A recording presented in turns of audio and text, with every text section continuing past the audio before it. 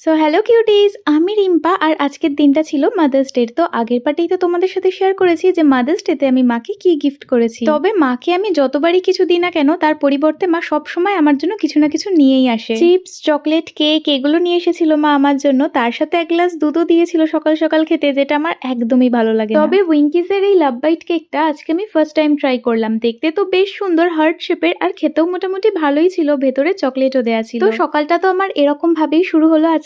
আর এরপর আমি ওপরে গিয়ে দেখলাম যে আমাদের বেলকনির আবার একটা গাছ উল্টে পড়ে গেছে। আসলে এই গাছটা এতটাই লম্বা হয়ে গেছে যে টপের ভার থাকছে না, তাই হালকা হাওয়া দিলেই খালি উল্টে পড়ে যায়। এরপর তো নিচে এসে জলখাবারটাও সেরে ফেললাম, আর আজকেও জলখাবারে ভাতই খেয়েছিলাম। তারপর তো প্রত্যেক দিনের মতো স্নানটা করে তারপর পুজোটাও সেরে ফেললাম। পুজো করে উঠে মা সকালে যে লেসটা দিয়েছিল সেটাই খাচ্ছিলাম, আর তখনই অ্যানাউন্সমেন্ট শুনলাম আমাদের পাড়ায় দধিকর্মা দেওয়া হচ্ছে। আর আমার তো দধিকর্মা খেতে খুব ভালো লাগে, তাই আমি আর বোন মিলে সঙ্গে সঙ্গে চলে গেলাম মণ্ডপে। এই ফাঁকে অবশ্য মায়ের দর্শন করাও হয়ে গেল। আসলে আগের দিন না মণ্ডপে যাবো যাবো করে কিছুতেই আর সময় করে উঠতে পারিনি। এরপর তো বাড়ি ফিরে দুপুরের খাবারটা খেতে বসে পড়লাম। আর আজকে মা বানিয়েছিল ভাত, কুদরি ভাজা, তার সাথে পাট শাকের ডাল, তার সাথে ছিল আমার প্রিয় আমের টক, যেটা আমি ভীষণ ভালো খাই। তো চলো দেখা হচ্ছে আবার নেক্সট মিনি ভ্লগে। বাই।